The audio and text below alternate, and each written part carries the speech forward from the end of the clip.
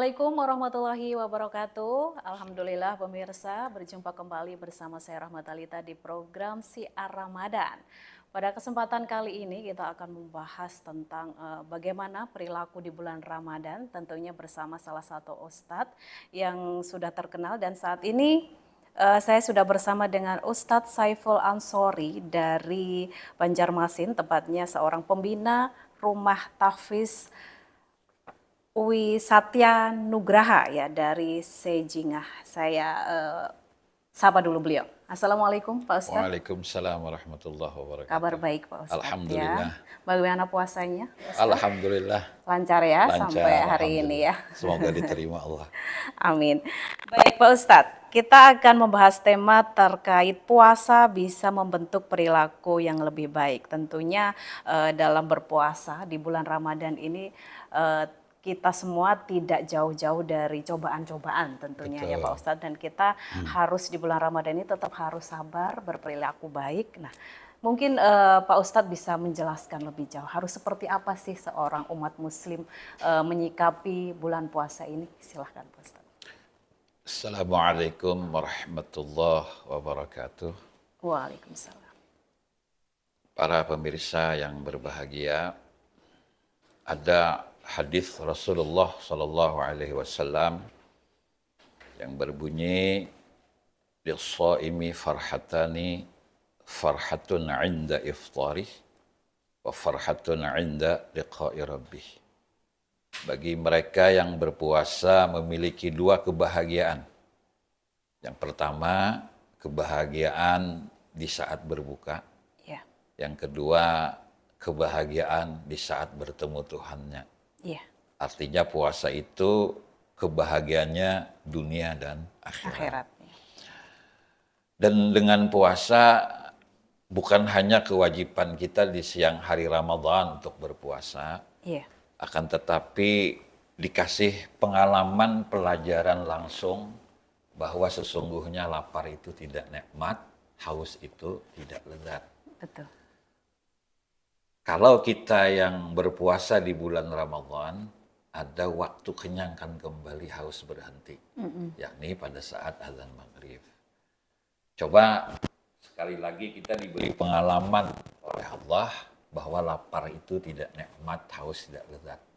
Biar kita ikut merasakan bagaimana yang orang lain rasakan. Iya. Karena begini, terkadang kita itu kan perilaku kita itu manusiawi, saya dan semua orang itu kepengen dihormati. Kepengen dikasih senyum. Tapi kadang-kadang kita itu pengen dihormati, tapi tidak pernah mau menghormati orang betul. lain. Artinya di sini ada perilaku ego yang tanpa disadari kita tidak suka tidak dihormati. Iya. Dalam artian tanpa sadar kita tuh membenci diri kita sendiri. Orang pemarah itu justru tidak mau dimarahi. Iya. Artinya tanpa disadari kita itu membenci sikap diri kita sendiri. Nah, dengan puasa tentunya kita ikut merasakan apa yang orang lain rasakan. Yeah. Taruhlah begini, tadi orang puasa itu ada kenyangkan kembali. Saya pernah ditanya di Banjarmasin, Ustadz ada amalan nggak biar tidak lapar? Saya bilang, saya juga nyari. Karena puasa itu seninya memang lapar. Istilah begini, secangkir kopi itu semakin pahit justru semakin mahal. Karena hakikat kopi itu seninya adalah pahit. Ya. Jadi memang takdirnya pahit. Jadi puasa itu seninya justru lapar. Dengan lapar kita bisa merasakan apa yang orang lain rasakan. Contoh begini, ya kadang-kadang saya sendiri dan kita semua tentunya ya kalau buka puasa itu kepengen makan yang enak, lezat bersama anak-anak di rumah. Coba sejenak kita berpikir ya. Mungkin kita semua punya saudara kandung atau masih punya ayah dan ibu yang masih hidup. Kapan sih kita menanyakan kepada ayah dan ibu kita yang masih hidup itu sampian bersahur pakai apa dan berbuka pakai apa? Karena ayah kandung tidak dua loh, Hmm, cuman satu di dunia. iya, Ibu kandung tidak dua, cuman satu. satu Iya. di dunia. Ini yang masih hidup ya. Mm-mm. Jangan hanya kita memikirkan anak-anak kita.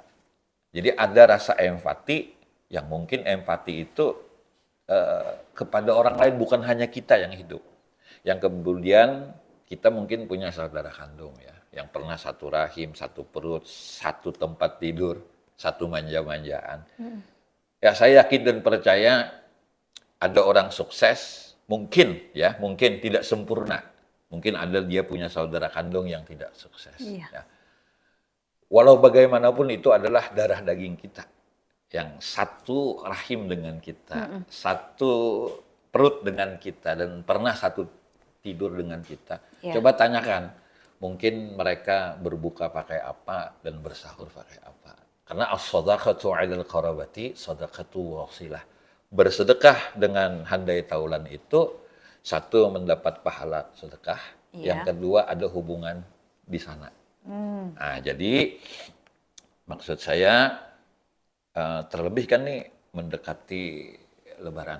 betul. Biasanya anak-anak itu, walaupun anak-anak duafa, fakir miskin itu, biasanya selera mereka sama dengan selera anak orang kaya. Ambil contoh begini, em, mungkin anak yatim ya, anak yatim itu nagih pakaian baru, Iya. celana baru, uang jajan yang banyak kepada ibunya, apa namanya, makanan yang lezat, minuman yang nikmat, tapi apa yang didapat anak yatim dari ibunya bukan pakaian baru, bukan makanan lezat, bukan uang jajan yang banyak, yang didapati karena ketidakmampuan ibunya adalah cuman tetesan air mata. Nah, dari itu puasa itu membentuk pribadi kita merasakan empati. Irhamu man fil ar, yarhamukum man fis sama. Sayangi yang di bumi, disayang di langit, para malaikat akan menyayangi kita. Berbuat baiklah, insya Allah kebaikan itu akan kembali. Kembali. Kalau kita berbuat baik ya, yang kita kasih perbuatan baik, yang kita tolong tuh belum tentu memang nolong. 100 kita kasih pertolongan, anggaplah 100 semuanya tidak nolong. Tapi ada orang lain yang kita tidak tahu, itu yang akan nolong kita. Atau boleh jadi, dengan kebaikan kita menebar kebaikan, anak cucu kita akan ditolong. Dengan cara Allah. Ya. Man qadha hajata li akhih, qadallah hajatah. Siapa yang mengabulkan hajat saudaranya, niscaya Allah akan memenuhi hajat dia. Jadi siapa tahu apa namanya, dengan berkah kita menolong orang lain, sehingga kita pun nanti ya, bukan saat ini, nanti akan ditolong oleh Allah dengan cara Allah. Jadi maksud saya Ramadan ini tidak hanya memikirkan diri kita sendiri. Nah, kemudian perilaku yang baik begini ya. Ada saya baca buku, setiap emosi lagi naik, logika itu akan turun. Apabila logika itu naik, emosi itu akan turun. Nah, walaupun saya orang pesantren ya nggak ngerti ilmu beginian ya, saya pernah baca buku. Saya bingung loh Bu. Setiap pelayanan ya, pelayanan jenis ya apapun, misalkan di perusahaan besar itu selalu ditempatkan orang-orang yang suka senyum. Kan di depan perusahaan, jual beli mobil, biasanya kan saya perhatikan. Ini saya pikir masuk ini, setiap emosi lagi naik, logika orang itu akan turun. Begini, orang komplain itu kan marah-marah nih. Betul. Marah nih. Setiap emosi dia lagi marah naik, tentu kita tidak menggunakan argumen atau dalil. Karena logikanya lagi turun. Iya.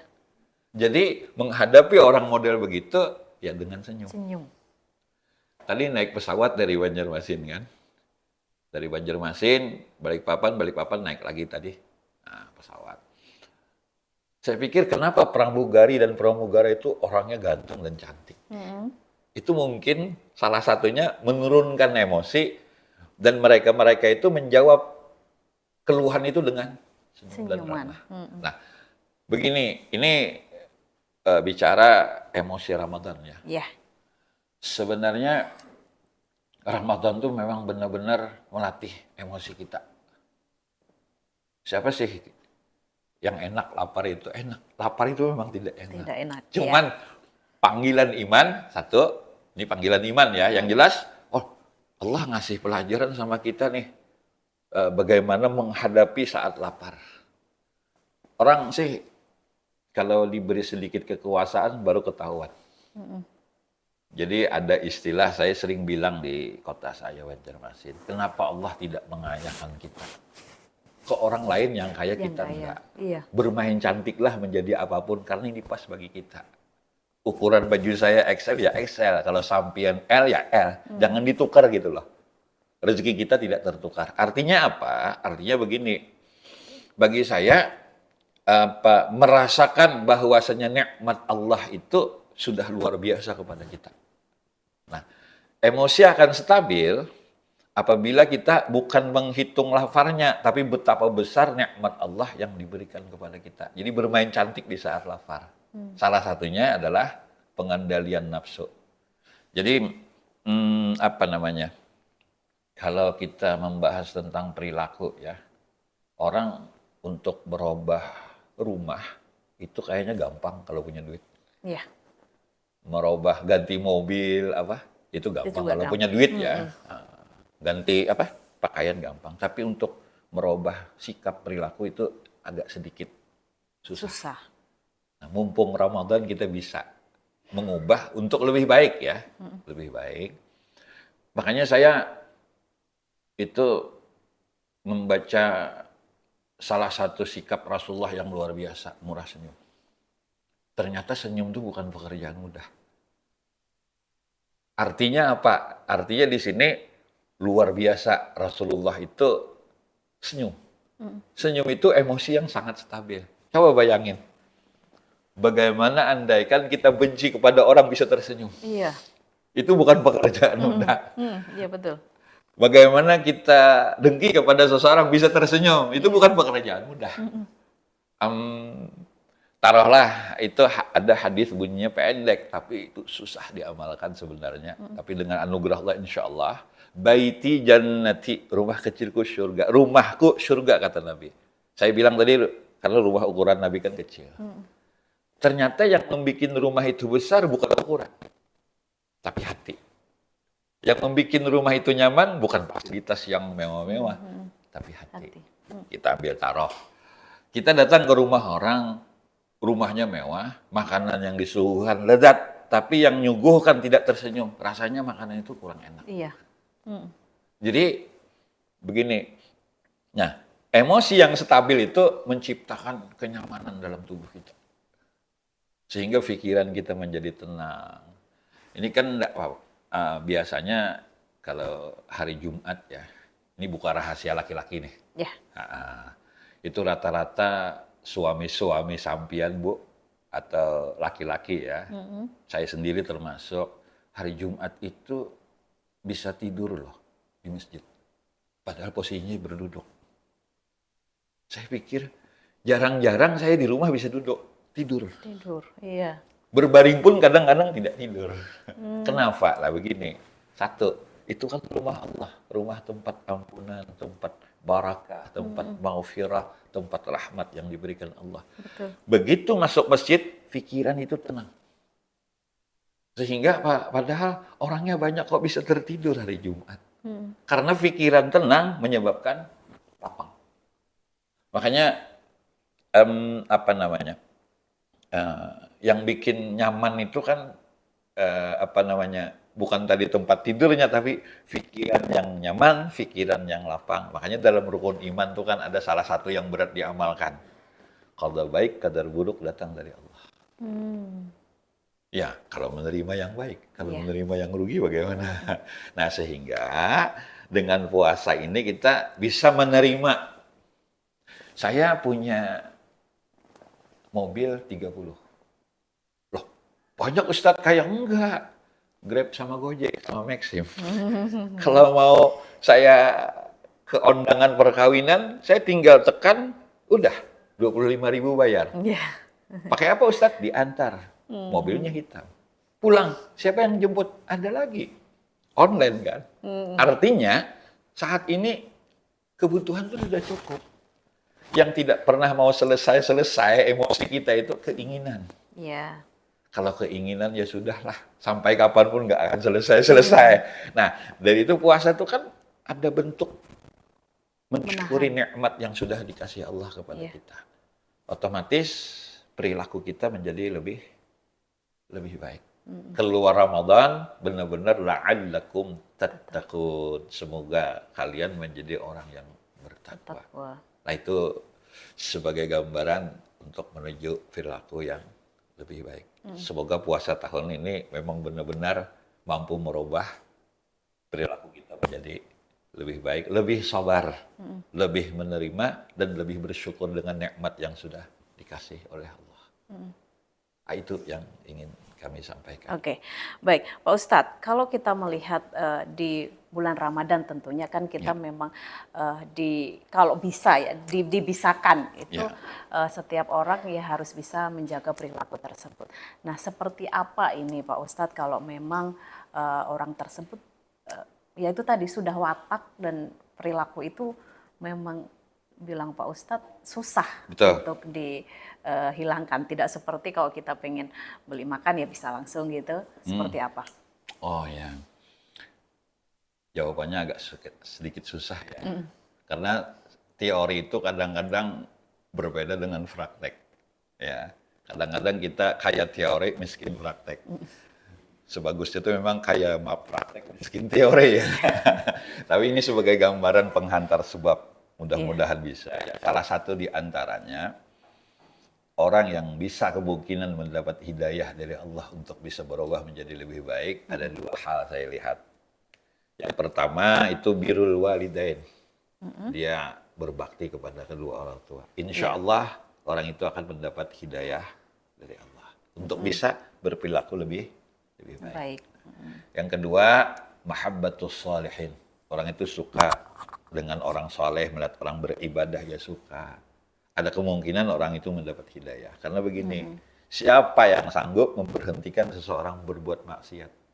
Tidak ada. Lalu ustadz berdakwah apa? Itu cuma sebab.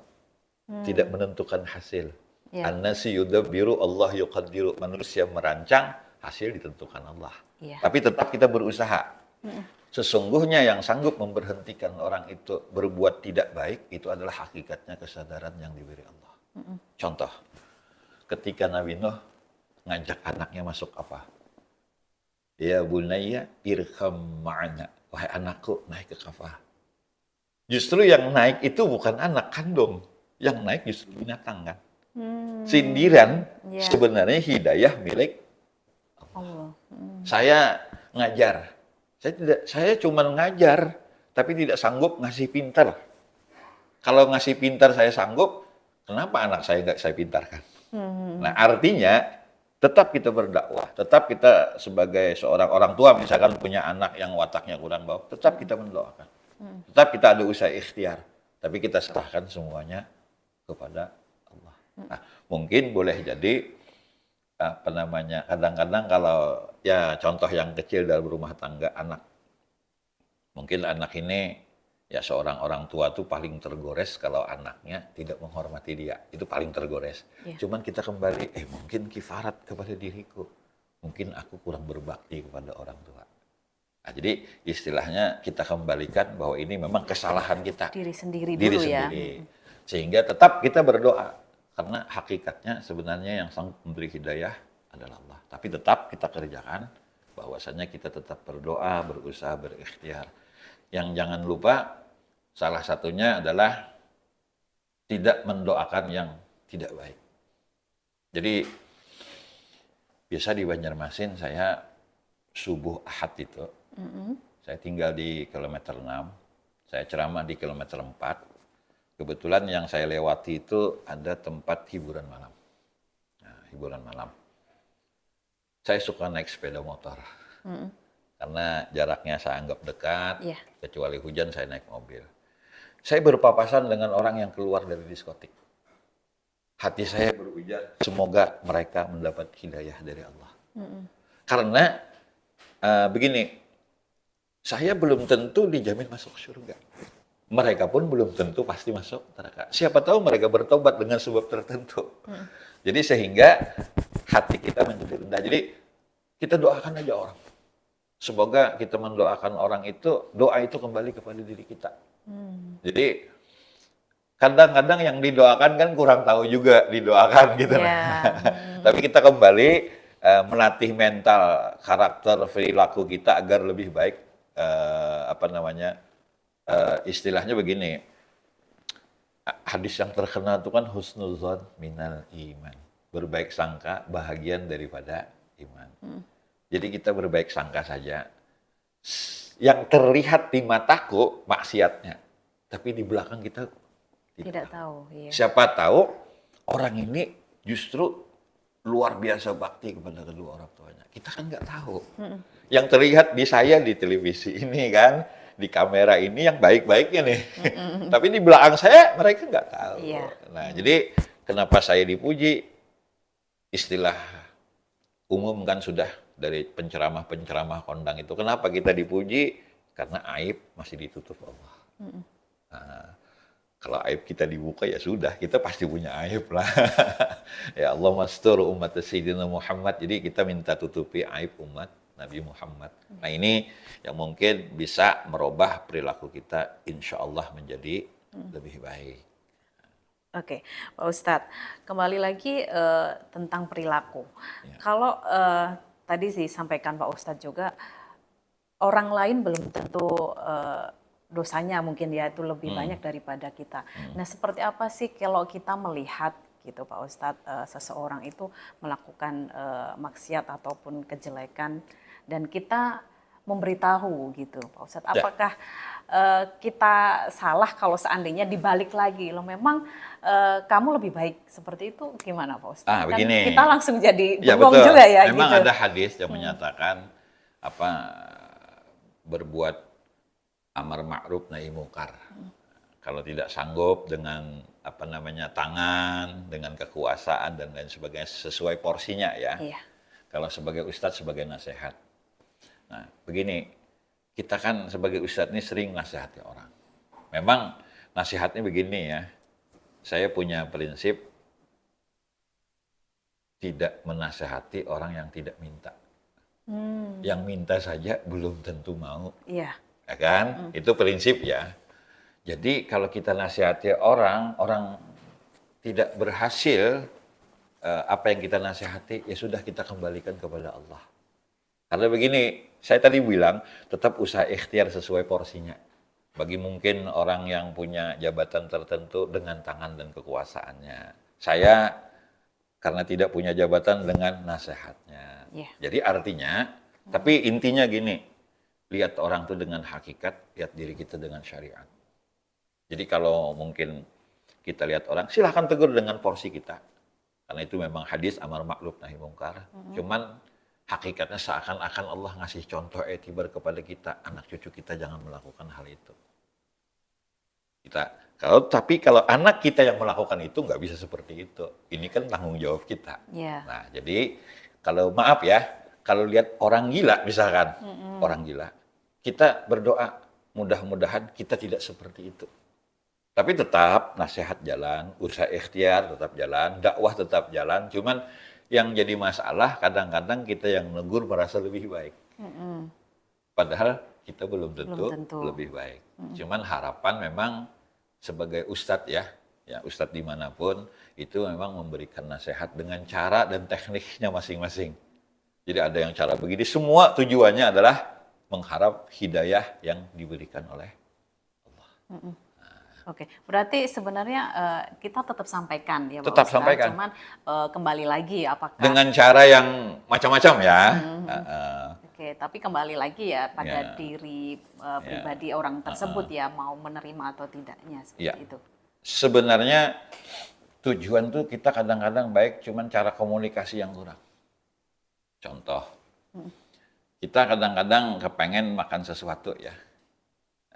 Saya kembali ke awal itu. Saya kalau disuruh tukaran nih, istri yang cari duit, saya yang masak kerepotan. biar saya bisa menghargai masakan istri saya kan, dan biar istri saya menghargai saya cari Kerjanya, duit. ya. Nah, itu satu hal. Kembali kepada yang pertama saya bilang ya, memahami orang lain. Nah, yang jadi masalah gini, kadang-kadang kita menegur orang, belum tentu loh orang lain yang ditegur tuh mau menerima. Iya. Itu kembalikan tugas kita sudah menasehati. Urusan dia mau nerima atau tidak itu hakikatnya urusan Allah. Cuman selesai dah tanggung jawab kita. Jadi jangan berharap itu gara-gara kita loh negur, enggak seperti itu. Iya. Tapi hidayah kan tetap milik Allah. Kita tidak ngakui hasil itu datang dari kita, tapi hasil itu datang dari Allah. Jadi otomatis saya sering gambarkan begini di anak-anak ya. Ini kata-katanya ini sebenarnya nyelenceng jauh. Ya. Tapi ini jadi pedoman. Kata-katanya kontroversi sebenarnya. Jangan cintai orang yang mencintai kita. Anak saya protes. Loh Pak, gimana ini Pak? Nah, kecuali cintanya kepada Allah dan Rasul. Oh. Karena gini konsepnya ya, yang saya dengar, kalau kita mencintai orang yang mencintai kita di luar agama, di luar Allah Allah dan Rasul, itu berpotensi memberikan harapan, berpotensi memberikan janji. Dan kalau berpotensi memberikan janji, itu justru berpotensi menjadi pengkhianat cinta. Ini kan kadang-kadang bahasanya kan, jadi ukurannya karena Allah dan Rasulullah. Jadi kita negur itu ya benar-benar bukan karena kepentingan kita, tapi karena kepentingan kita berdakwah, kepentingan Allah dan Rasulnya. Tidak punya muatan kepentingan apapun bagi kita, tapi muatan kepentingan memang karena demi Allah dan Rasul. Insya Allah apapun kalau diniatkan karena Allah dan Rasul, insya Allah menjadi nyaman, menjadi lapang. Tapi kalau sudah diniatkan di luar itu, nah di situ berpotensi menjadi sakit hati. Nah, tapi itu bahasa anu aja ya. Iya. Oke, berarti semuanya itu harus tujuannya satu ya, cintanya ya hanya untuk Allah seperti itu ya. Ukurannya di sana. Ya. Oke, Pak Ustadz, kita kembali ke momen puasa juga ini Pak Ustadz. Kalau kita melihat diri kita mampu dan banyak di luar sana yang masih di bawah kita dari segi ekonomi maupun dari mungkin seperti yang Pak Ustadz sudah sampaikan tadi, berbuka puasa saja tidak ada yang untuk dikonsumsi seperti itu. Sebagai kita yang mampu Pak Ustadz, seperti apa sih? Apakah hanya kita mengeluarkan saat nanti di sedekah pas zakat atau seperti apa? Apakah ya di momen Ramadan itu ya kita melihat ya langsung kita beri gitu? Jadi banyak hal ya. Istilah itu dalam fikih ada sedekah, ada infak, bahkan ada hibah, ada wakaf, ada zakat dan lain-lainnya. Ini beda. Zakat, keluar tidak keluar ya wajib keluar. Dan hakikat zakat itu bukan milik kita. Kita mengeluarkan zakat tuh hakikatnya bukan punya kita, punya orang. Otomatis itu punya orang golongan 8. Yang indahnya zakat dikasih, sedekah juga dikasih gitu loh. Ya kan? Ya. Jadi zakat itu sebenarnya hakikatnya bukan milik orang kaya. Ya. Zakat itu milik orang golongan 8. Jadi tidak tertentu hanya bulan Ramadan kita memberi. Cuma ya itu tadi. Kadang-kadang kita menilai orang itu kikir. Itu sering terjadi ya. Oh itu kikir kan sering terjadi begitu. Iya. Sebenarnya kenapa kita menilai orang kikir? Karena dia tidak pernah memberi kita sesuatu.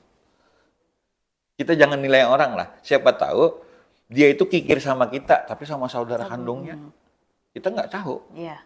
Siapa tahu dia diam-diam memberikan sedekah jariah kepada masjid atau pesantren. Kita kan nggak tahu. Yang penting kita nanyakan ke diri kita apa yang sudah kita perbuat gitu loh. Yeah. Dan nilai sedekah itu bagi orang yang berduit dengan duitnya.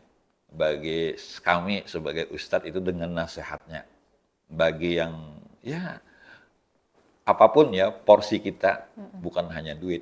Makanya Rasulullah itu sering ditanya ayul a'mal afdalu ya Rasulullah. apa jua amal yang terbaik wahai Nabi? Nabi itu jawabannya beda. Kalau datang orangnya miskin, jawabannya kan amalan. Iya. Kalau datang orangnya kaya, jawabannya kan sedekah. Kalau datang orangnya misalkan ini, jawabannya ini. Artinya Nabi memang luar biasa. Sangat luar biasa membaca, memahami orang lain. Nah, jadi memang apa namanya, yang utama sekali kan sedekah itu kepada keluarga kita, lingkungan kita. Karena itu menambah hubungan silaturahim kepada kita dan juga menambah hubungan yang erat kepada kita. Itu yang sangat terpenting. Dari itu kasih sayang yang paling utama itu kan istilahnya skala yang kecil ya. Ada orang acara perkawinan itu biasanya disebut sakinah, mawaddah, warahmah. Sebenarnya 3 ini susahnya minta ampun. Nah, dengan sedekah kepada keluarga itu bisa menciptakan sakinah lah lebih dahulu. Sakinah itu begini,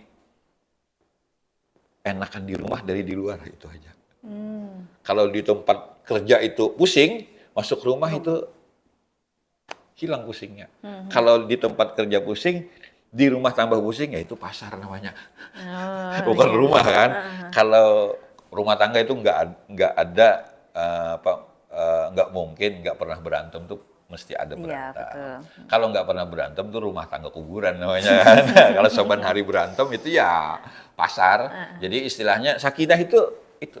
Nah, kita menciptakan skala yang lebih luas ya di lingkungan. Iya. Nah, apa modal biar sakinah, mawaddah, warahmah itu salah satunya dengan cara sedekah dan zakat itu kepada orang-orang yang memang berhak. Apa bahasanya? Biar nggak terlalu jauh lah. Ya, ya tadi. Dan mereka yang di lingkungan kita itu kan kita lebih tahu. Iya. Yang repotnya begini, kadang-kadang saudara kita atau keluarga kita itu terlebih bulan Ramadan ya. Bulan Ramadan, kalau kita tuh dianggap orang yang lebih dari mereka, kadang-kadang mereka itu istilahnya meminta sesuatu. Nah, makanya ada hadis yang berbunyi, yadul ulya khairum min yadis sufla. Tangan yang di atas jauh lebih baik dari tangan yang di bawah. Lalu gimana nih? Orang yang sering dikasih nih, kan tangannya lagi terpuruk di bawah nih. Iya. Kepengen tangannya juga di atas. Jadi yang ngasih tangannya di sisi Allah di atas, yang dikasih tangannya di bawah nih. Iya. Caranya biar tangan kita yang dikasih nih di atas juga, kita wajib mendoakan dia. Jadi yang ngasih tangannya lagi di atas, Iya. kita dikasih duit, dan kita pun kepengen juga tangan kita di atas, kasih doa. Cuma kalau kepengenan sih enakan kasih doa. Iya. Jadi istilahnya ini membentuk di rumah itu kan sakinah itu enak, itu enak itu dikarenakan ya mungkin kita ambil skala yang lebih luas di lingkungan, ya mungkin karena hubungan itu bisa menjadi erat karena sedekah itu. Jadi zakat itu keluar tidak keluar ya wajib keluar. Kalau sedekah beda. Jadi orang belum dikatakan sosial, belum dikatakan dia suka berbagi kalau itu zakat. Karena zakat itu kan punya orang. Iya. Keluar nggak keluar ya Harus keluar. Kalau sedekah nggak. Sedekah kan sunnah. Keluar ya nggak. Alhamdulillah tidak keluar ya punya dia. Nah, itu beda. Jadi saya jadi gini. Saya harap bagi yang berlebih ya, bukan hanya nilai zakatnya yang dikasih. Iya. Nah, tapi tambahanlah daripada itu. Otomatis menciptakan yang namanya, kalau dalam rumah tangga itu kan namanya sakinah, mawaddah, warahmah ya. Iya. Kalau skala yang lebih luas namanya baldatun, thayyibatun, warabbun wafur. Jadi untuk itu sebenarnya ada ayat yang menyindir masalah itu. Walau anna ahlul qura amanu wattaqau lafatahna alaihim barakatim minas sama'i wal ardh. Dan jikalau penduduk sebuah negeri beriman dan bertakwa, niscaya Allah tuh memberikan barakah dari langit dan bumi. insya Allah Kota Bontang barakah. Oke, Masya Allah. Asalkan masyarakatnya lebih banyak beriman dan bertakwa kepada Allah. Insya Allah barakah. Nah, insya Allah barakah. Oke, baik Ustadz. Nanti kita akan lanjutkan perbincangan kita ya Pak Ustadz, namun saya ingin jeda terlebih dahulu. Baik pemirsa, kita akan lanjutkan obrolan kita dengan Bapak Ustadz Saiful Ansori, namun sesaat lagi tetaplah di Syiar Ramadan.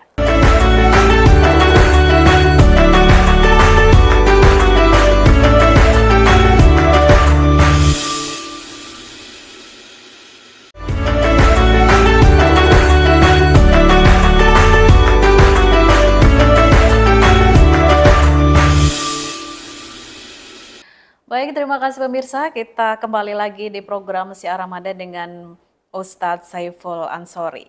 Baik, sebelum kita jeda tadi kita sudah membahas tentang sedekah ya Pak Ustadz. Betul. Nah, saya ingin memperdalam lagi terkait sedekah. Kalau kita anggap mempunyai tetangga ya yang memang mungkin butuh daripada sedikit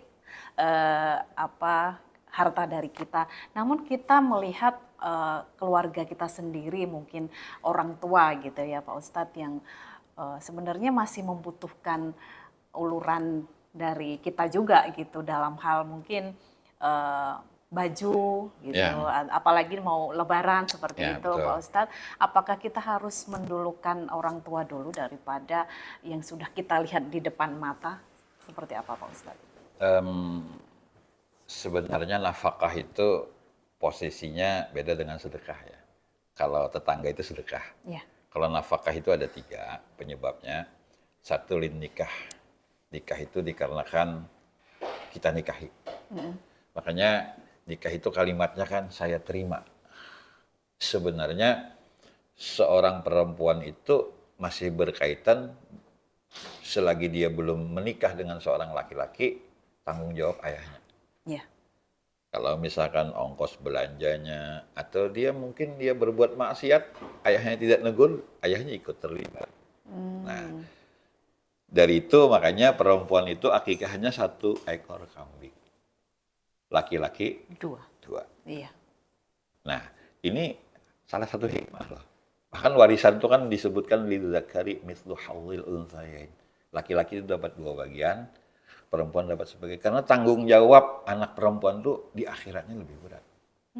Oleh karena itu begitu saya nikahkan, tauliyatul amanah namanya, saya serahkan tanggung jawab dunia akhirat. Seorang laki-laki lalu menerima, saya terima, artinya saya terima tanggung jawab dunia dan akhirat. Nah, oleh karena itu wajib kita nafkahi. Bukan hal yang sedekah biasa kan, ini wajib ini. Iya. Itu yang pertama ya.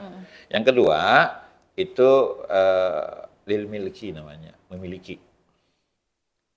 Contoh, kita memiliki. Ada kan orang beternak ayam, yang petelur itu, yang di kandang gitu loh.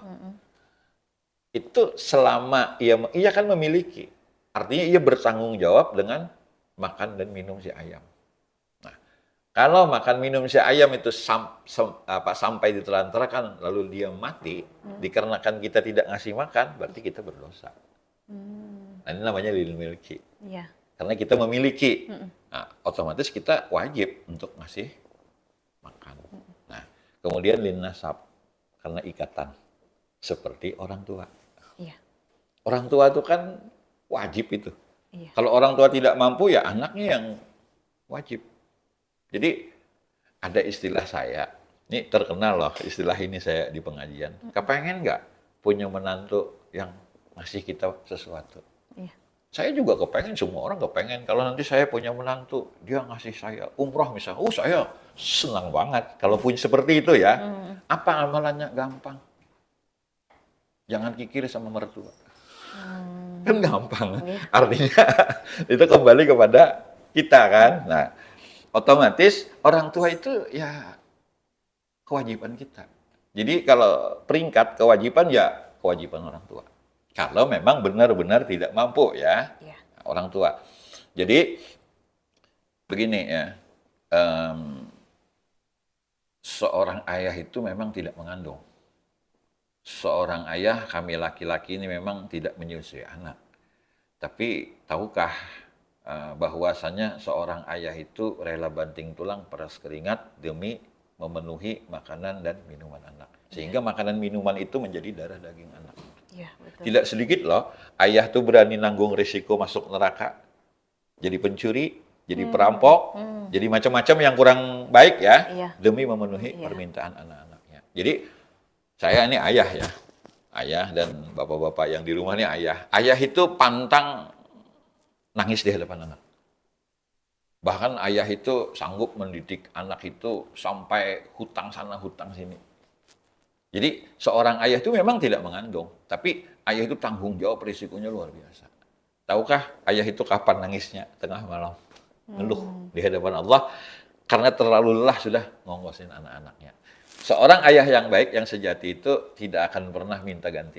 Ada nggak ayah yang minta ganti? Iya. Nggak, cukup dihormati. Nah, ini bagi anak muda sekarang itu sebenarnya kenapa sih kita sampai berani sama orang tua?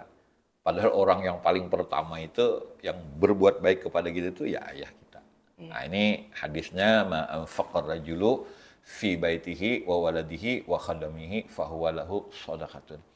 Apa yang diberikan seorang suami, seorang lelaki, seorang ayah di rumahnya buat anak-anaknya dan juga termasuk pembantunya itu bernilai sedekah bagi seorang laki-laki tersebut. Nah, ini seorang ayah ya. Nah, beda dengan seorang ibu. Ibu luar biasa, ayat kan sudah mengungkapkan dalam surah Al-Luqman kalau tidak salah ayat 14, "Wasainal insana biwalidayhi hamalathu ummuhu wahnan 'ala wahn wa fisaluhu fi 'amain an ishkuri wa liwalidayka wa ilayya al-masir." Kami wasiatkan kata Allah untuk berbuat baik kepada kedua orang tuanya yang sudah mengandungnya payah di atas payah, yang menyapih dan menyusuinya selama 2 tahun, bersyukurlah kepadaku dan kepada kedua orang tuamu, maka sesungguhnya kepadakulah tempat kembali yang terbaik. Ini artinya posisi bakti ke orang tua itu diwasiatkan Allah. Ibu ya ibu itu belum kita dilahirkan mengelus perutnya dia sudah berdoa. Anakku sukses, anakku kaya, anakku pinter, anakku cerdas, anakku berhasil. Padahal kita belum dilahirkan. Iya. Jadi orang yang paling berjasa dengan hidup kita berposisi sekarang tuh ibu kita. Jadi bukan siapa-siapa sih. Orang yang paling pertama yang mendoakan kita belum keluar dari rahimnya itu ya ibu kita. Dia ngeloskan doa. Jadi kalau kita mengenang model begini, alasan apa sih kita berani sama orang tua? Alasan apa sih kita tidak ngasihkan? Karena harta yang kita miliki itu sebenarnya hakikatnya berkah beliau. Makanya orang sukses, tanya aja, dia bakti kepada kedua orang tuanya. Kepengen sukses, gak usah cari amalan apa-apa. Orang tua dulu ya. Ada sahabat Rasulullah yang berdoa miskin tidak kabul. Lucu kan? Saya berdoa kaya nggak kabul. Dan mintanya miskin justru. Mintanya miskin gara-garanya dia yang terakhir dijamin Rasulullah masuk surga. Kenapa aku yang terakhir? Iya. Ya, karena dia paling kaya. Siapa sahabat itu bernama Abdurrahman bin Auf. Oh, kalau begitu saya nggak mau paling terakhir di antara sahabat. Saya kepengen yang pertama. Minta doakan miskin tidak kabul. Kenapa? Berkah orang tua. Alasannya apa? Orang tuanya bernama Syafa. Itu menjadi bidan kelahiran Rasulullah. Jadi begini, saya ini kan kita ambil hikmah. Bisa jadi kita nih kaya bukan karena kita hebat, tapi karena doa orang tua. Ambil contoh, ada orang bilang amalan baca surah ini kayak saya sih surah begituan dari pesantren dah amalin nggak pada kaya-kaya. Ada orang bilang begini kan, sebenarnya bukan untuk kita sih, bisa jadi itu untuk anak cucu kita. Bahkan saya berpikir begini, sampian yang sukses-sukses nih, yang jadi pejabat, yang jadi pengusaha, yang jadi apapun yang sukses ya, itu bukan karena kehebatan kita sih, kehebatan doa orang tua. Jadi cari biar sukses itu sebenarnya orang tua. Nah dari itu ibu ini yang merobek perutnya berdarah kan kita. satu dunia ini yang sanggup dan bangga ya membasuh kotoran kita tuh ibu. Iya. Melahirkan apa namanya setelah melahirkan dia tentunya tidak cukup sampai di situ. Ketika kita bangun, mereka bangun juga. Sakit cepat diobatkan, pakaian basah digantikan. Konsepnya begini nih, saya punya pikiran tanpa orang tua kita tidak apa-apa. Nah, jadi saya rasa perilaku dari Ramadan ini ya bisa membentuk kita untuk berbakti kepada kedua orang tua. Ulama besar itu tak akan lahir tanpa sebab orang tua. Pengusaha sekaya apapun tak akan lahir tanpa orang tua. Orang tua. Pejabat setinggi apapun tak akan lahir tanpa sebab orang tua. Ada sih yang tanpa orang tua seperti Nabi Adam, Siti Hawa itu kan sebab-sebabnya beda. Kemudian tanpa ayah itu kan Nabiullah Isa. Tapi selain itu semuanya tak akan lahir di alam semesta tanpa jasa dari orang tua. Dari itu perilaku yang paling tinggi kehormatan kita di sisi Allah itu adalah bakti kepada orang tua. Bahkan ada orang yang sezaman dengan Rasulullah namun tidak pernah ketemu karena ada satu alasan. Tapi Nabi berpesan kepada Sayyidina Umar dan Ali, kalau nanti sepeninggal aku ketemu orang yang model begini, ciri-cirinya minta doa. Kan sahabat bingung, orang ini hebat apa? Ketemu Nabi, sezaman dengan Nabi, dia berada di kota Yaman. Mungkin perjalanan 3-6 bulan masa itu. Dia sezaman dengan Nabi, rindu ketemu Nabi, tapi tidak bisa. Kenapa? Karena ia memelihara orang tuanya yang lumpuh. Dia hina pengembala kambing. Dia pengembala kambing, tapi orang tuanya dimandikan, orang tuanya kotorannya dibersihkan, semuanya dia layani, apapun permintaan orang tua dia kabulkan selama itu bisa. Satu ketika orang tuanya kepengen pergi haji. Dia miskin, dia pengembala kambing. Dia orang hina lah.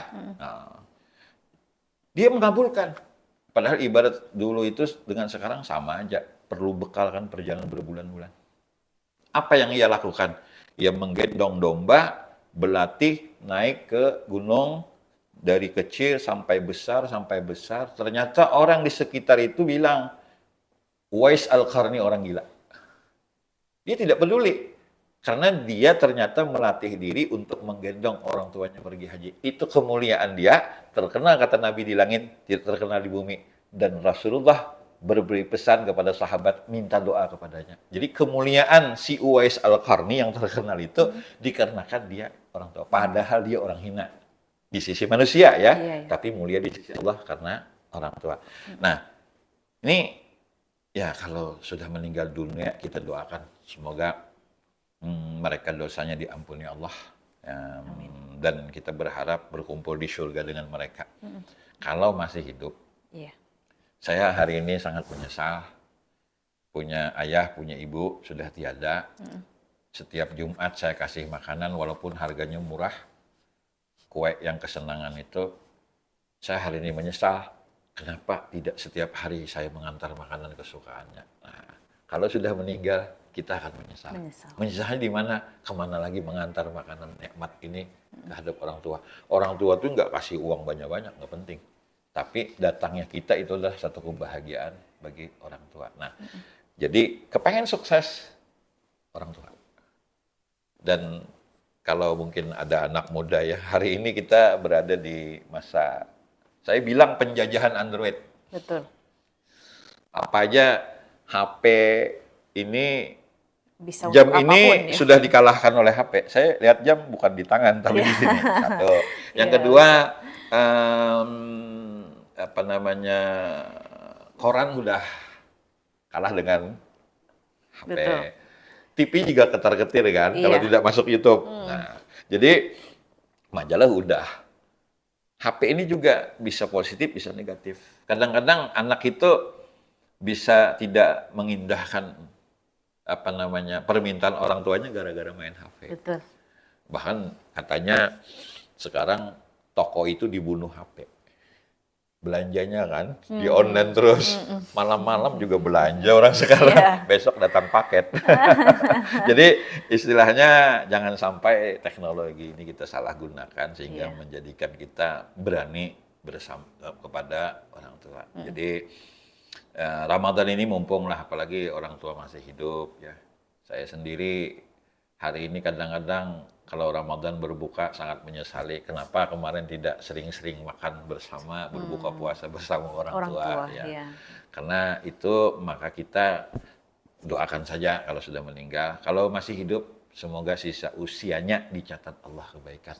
Matinya dalam keadaan husnul khotimah. Amin. Iya. Baik, Pak Ustadz. Walaupun orang tua itu jauh, ya tetap kita harus komunikasi gitu Ya. ya, Pak Ustadz. Ya tidak boleh terus melupakan. Padahal Betul. kan Android itu tadi ya, HP Ya. itu tadi kan bisa dipakai untuk berkomunikasi Ya, gitu betul. ya, Pak Ustadz. Baik, Pak Ustadz, kita kembali ke masalah orang tua ini, Pak Ustadz. Apapun sifat dan perilaku orang tua, Pak Ustadz. Kan Betul. ya kita tahu sendiri, tidak semua orang tua Paham.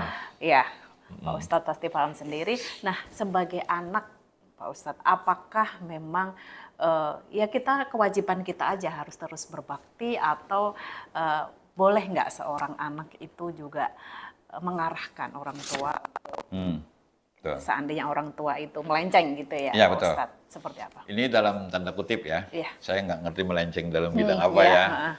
Jadi gini, sebenarnya kurang nyambung sering. Itu sering curhatan seperti itu. Kita pun semua mengalami seperti itu. Cuman jangan gunakan kefasihan lidah kita di hadapan orang tua. Karena kita pintar karena orang tua kan. Iya. Dan tahukah kita, sebenarnya pikiran orang tua, ayah ibu kita itu sudah sangat terkuras. Mau nyekolahkan kita, ngobati kita sakit, kemudian permintaan kita waktu acara perkawinan mereka hutang sana hutang sini, kemudian pendidikan kita full-fullan lah mereka habis-habisan, bahkan menjual sesuatu lah. Iya. Jadi ketidaknyambungan si orang tua itu bukan karena beliau, tapi dikarenakan sebab kita. Karena terlalu lelah sudah orang tua tuh memikirkan kita. Sehingga memori otak ya, Iya, iya. sudah terkuras. Jadi kita anggap begini saja, bagaimana cara agar kita berbuat santun kepada orang tua. Meskipun penilaian kita itu perbuatan salah ya. Tapi tetap kita berbuat hormat dengan cara yang santun. Sekali lagi, kadang-kadang tujuan kita baik, cuma cara penyampaiannya yang kurang. Makanan yang disuguhkan istri itu sebenarnya enak. Cuman kalau nyuguhkannya sambil blang gitu kan, Iya. kurang nyaman. Jadi sebenarnya bagaimana cara saya makan di rumah makan yang restoran katanya sama rumah makan pinggir jalan, itu bedanya cuma pelayanan loh. Kalau di restoran itu kan pelayanannya bagus. Iya. Rasanya mungkin sama-sama aja lah. Jadi artinya bagaimana cara kita menyampaikan, padahal tujuan kita memang bagus, tapi kadang-kadang dengan cara yang kurang bagus mungkin dinilai orang tidak baik. Terlebih itu kepada kedua orang tua kita. Oke, baik Pak Ustadz. Kalau itu tadi tentang orang tua, kalau pasangan suami istri nih Pak Ustadz, apakah di dalam rumah tangga tentunya seorang suami ke istri ataupun istri ke suami dalam hal apapun kita harus terbuka atau ya ada hal-hal tertentu yang memang tidak perlulah si istri tahu ataupun si suami itu tahu, Pak Ustadz. Gimana? Saya beri sedikit jawaban melenceng ya. Iya. Dusta itu bukan dosa. Aneh kan? Tapi jangan di sini dulu, jangan dipotong dulu lah. Masih ada Yang kelanjutannya. bikin dusta itu bukan dosa, yang bikin dosa itu tujuan. Kita ambil contoh. Nabi Ibrahim ketika menghancurkan patung yang kecil. Kan beliau berdusta. Yang besar tuh yang menghancurkan. Tujuannya agar supaya Raja Namrud dan kelompoknya Raja Namrud biar sadar bahwa si patung yang besar itu tidak bisa berbuat apa-apa. Dusta tapi punya tujuan yang baik. Yeah. Contoh, ini kita kembali ke pasangan suami istri. Yeah. Seorang istri itu kalau terlalu jujur bahaya. Suami pun terlalu jujur bahaya. Contoh, jeruk dibeli oleh seorang istri. Jeruknya sangat tidak manis. Suami yang baik akan berkata apa? Manis. Dusta sunnah untuk kebaikan.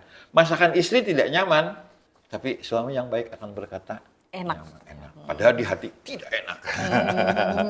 Begitu pula misalkan suami ini, ya saya dari Bontang nih, bawa oleh-oleh misalkan, oleh-olehnya tidak disukai istri saya. Istri saya akan berkata baik, apa? Bagus, padahal di hati tidak bagus. Kan istilahnya seperti itu. Iya. Nah, akhirnya dusta itu menjadi sunnah. Ambil contoh dusta yang dianjurkan. Mana? Orang pasangan suami istri lagi berantem. Bahasa sekarang kan pisah ranjang ya. Istrinya berkata suamiku tuh jelek. Suaminya berkata istriku jelek. Kalau kita sampaikan jujur, hancur rumah tangga orang. Di sini dianjurkan untuk tidak terlalu jujur. Ya, terlalu jujur. Istri berdandan nih. Istri saya kan usianya 50, saya lebih 50 ya. Istri saya berdandan. Wah, cantik gak? Kalau saya jujur mau apa? Yeah. Nah, jadi artinya ada istilah, apa istilahnya? Istilah kita itu ada masa ya. Biar pasangan suami istri itu ya harmonis itu dikarenakan kekurangan pasti. Kekurangan itu pasti. Jadi begini, ada orang yang ngaji sama saya, minta lamar. Minta lamar kan ke seorang. Saya bilang, kalau saya membawa sampian melamar, mau nggak kita jualan kekurangan? Karena selama ini kita jual kelebihan terus. Kita jual kekurangan aja. Yeah. Kekurangan saya ini pemarah. Kekurangan istri apa? Nggak bisa masak. Ya sudah, mau iya aja. Artinya siap-siap makan di warung terus. Nah, suami istri yang baik itu mau menerima kekurangan. Yeah. Kalau mau menerima kelebihan, semua orang lah mau. Kalau mau menerima kekurangan, tidak semua orang bisa. Yeah. Jadi, perilaku suami istri yang baik itu mampu menerima kekurangan. Hal kecil ya. Ini HP kan, HP saya ini. Ini pakai kunci nih. Yeah. Istri saya wajib tahu. Biar tidak tumbuh kecurigaan. Padahal saya tidak ngapa-ngapa loh. Tapi istri saya wajib tahu. Kenapa dikunci? Kalau nanti terjatuh kan dibuka orang. Itu alasan kan. Nah, jadi suami yang baik terbuka dalam tanda kutip ya. Tadi kan saya bilang kalau terlalu jujur bahaya juga. Tapi hal-hal yang kecil seperti ya HP ini dalam genggaman dunia sudah beli tiket aja di sini kan semuanya kan. Dan kayaknya media sosial ini pembunuh paling kejam. Pembunuh berdarah dingin. Sesuatu itu bisa jatuh jabatan gara-gara HP. Nah, jadi bijaklah menggunakan media sosial. Karena tadi seperti Ibu sampaikan bahwa rumah tangga itu kan saya bilang tidak pernah berhenti daripada masalah. Setiap masalah pasti ada. Bohong kalau orang nggak punya masalah. Pasti ada. Cuman bagaimana cara kita mengatasi sebuah Permasalahan itu. Api kalau ketemu api nyala. Api kalau ketemu air nggak nyala. Bukan. Api kalau ketemu bensin pasti nyala. Iya. Bensin kalau ketemu air tidak akan nyala. Kan? Jadi artinya kalau istri lagi marah, kita yang ngerti. Iya. Jangan kita terus yang minta pengertian. Istri terus harus ngerti. Enggak. Sesekali kan istri juga, suami juga harus ngerti. Ngerti, ya. Karena jadi ibu-ibu ini kalau Ramadan repot loh. Saya bukan bukan memuji-muji ibu-ibu. Bangun kan ya masak. Iya, harus masak untuk mestinya sahur nomor ya. satu beli baju itu ibu-ibu lah. Nah, jadi ini hal yang saling memahami ya, Iya. saling memahami di antara ya mudah-mudahan lah penonton dan siapapun menjadi rumah tangga yang sakinah, mawaddah, warahmah. Amin. Oke, baik Pak Ustadz. Untuk yang terakhir mungkin rangkuman daripada tema kita hari ini, puasa bisa membentuk perilaku yang lebih baik, seperti apa? Ustadz? banyak hal yang sudah kita sampaikan ya. Yang pertama, merasakan empati. Yang pertama empati, karena salah satu daripada ciri akhir zaman itu adalah yarfa'ullah rahmatam minal qulub. Ada yang mengatakan, salah, ini yang benarnya redaksinya yarfa'ullahu ruhama'a, daripada kasih sayang manusia. Jadi rahmatan minal qulub, di hati manusia ini sudah rasa hilang. Makanya tidak aneh kita melihat terjadi pembunuhan yang sangat keji. Ya, Betul. yang dimutilasi. Itu salah satu daripada idza kana akhir zaman. Salah satu daripada tanda akhir zaman itu yang pertama, salah satunya yarfa'ullahul barakata minal barakah, sudah diangkat Allah. Waktu tidak terasa lama. Itu barakah. Ramadan, waktu terasa lama. Apalagi ajan maghrib kan dilihat 7 kali ya. Iya. Waktu terasa lama. Yang kedua, yarfa'ullahur rahmata minal qulub. Nah, itu salah redaksi itu, rahmata minal qulub. Jadi saya ulang ya, saya ralat. Yarfa'ullahur rahmata minal qulub. Bukan pakai tanwin, tapi pakai alif lam. Jadi Allah akan mengangkat kasih sayang dari hati manusia. Nah, jadi salah satunya perilaku kita itu memberikan rasa kasih sayang itu. Karena ini salah satu tanda daripada akhir masa dunia. Makanya jangan bingung, terjadi kasus. Kita kan sering nonton di YouTube ya, mutilasi, kok kejam banget. Ini dibunuh, istri membunuh, dibunuh suami, bahkan suami membunuh anak-anaknya, bahkan anak membunuh orang tuanya kan. Betul. Itu ya yarfa'ullahur rahmata minal qulub. Bukan rahmatan minal qulub ya, yarfa'ullahur rahmatan minal qulub. Allah angkat kasih sayang dari hati manusia. Nah, ini ciri akhir zaman. Kalau kita lanjutkan lagi, yarfa'ullah adla minal hukam, Allah angkat keadilan dari para hakim. Yang ketiga, yang keempat, yarfa'ullahun haya minan nisa. Allah mengangkat rasa malu dari para perempuannya. Nah, kita ambil yang itu tadi, kasih sayang. Artinya dengan puasa kita akan menumbuhkan rasa kasih sayang. Iya. Jangankan dengan manusia, Rasulullah itu kan rahmatan lil alamin, semua alam. Iya. Semua Jadi makhluknya ya. ya, makanya seekor kucing aja, kalau memang tidak seekor kucing janganlah menyakiti. Karena nanti di padang mahsyar mereka bangkit. Jadi mereka bangkit itu kisos. Jadi kalau nendang kucing nanti di padang mahsyar ditendang. Begitu setelah selesai, lalu dijadikan mereka itu, binatang-binatang itu akan menjadi debu. Kata orang kafir apa? Oh, kepengen kuntu turaba, kepengen aku seperti binatang, dijadikan debu juga. Enggak bisa, kata Allah. Nah, makanya ayam jangan disabung. Nanti kalian akan disabung. Jadi semua nanti bangkit dan dikisas. Jadi kalau memang tidak suka, jangan menyakiti. Nah, ini hal kecil ya, daripada rasa empati. Yang kemudian perilaku yang berikut tadi, terlebih dalam rumah tangga. Ya, nantinya rumah tangga yang kokoh itu bukan rumah tangga yang bla bla bla ya, tapi rumah tangga yang kokoh itu rumah tangga yang pengertian, saling memahami, saling menghargai, dan saling menerima kekurangan. Manusia tidak sempurna. Kesempurnaan hanya milik Allah. Sehingga kita menciptakan Ramadan ini membentuk perilaku yang menuju kepada sakinah, mawaddah, warahmah. Yang terakhir, kalau punya harta lebih ya, ya mungkin zakatnya, sedekahnya, mumpung Ramadan, kita melaksanakan kembali kepada hubungan hablum minan nas. Kembali rasa berbagi kasih sayang lagi dengan bentuk kelebihan harta itu ya utama sekali kepada keluarga sendiri ya. Tadi sudah kita ceritakan yang mana yang wajib, yang mana yang sunnah, tetangga juga, dan kemudian kepada para du'afa, fakir dan miskin. Nah, semoga dengan perilaku yang lebih baik, mudah-mudahan kita hidup ini penuh kedamaian dan keberkahan serta keampunan dari Allah Subhanahu wa Ta'ala. Baik, Masya Allah. Cukup panjang Pak Ustadz, kita sudah membahas tentang bagaimana membentuk perilaku yang lebih baik tentunya di bulan puasa, dan semoga di hari kemenangan nanti semua umat muslim terutama ya bisa meraih kemenangan. Amin. Amin. Dan tentunya perilaku yang sudah diciptakan di bulan Ramadan bisa seterusnya setelah bulan Ramadan masih tetap ada di diri masing-masing Pak Ustadz ya. Baik, terima kasih Pak Ustadz Saiful Ansori sudah meluangkan waktunya. Semoga kita dapat bertemu lagi di lain Amin. waktu Pak Ustadz. Amin.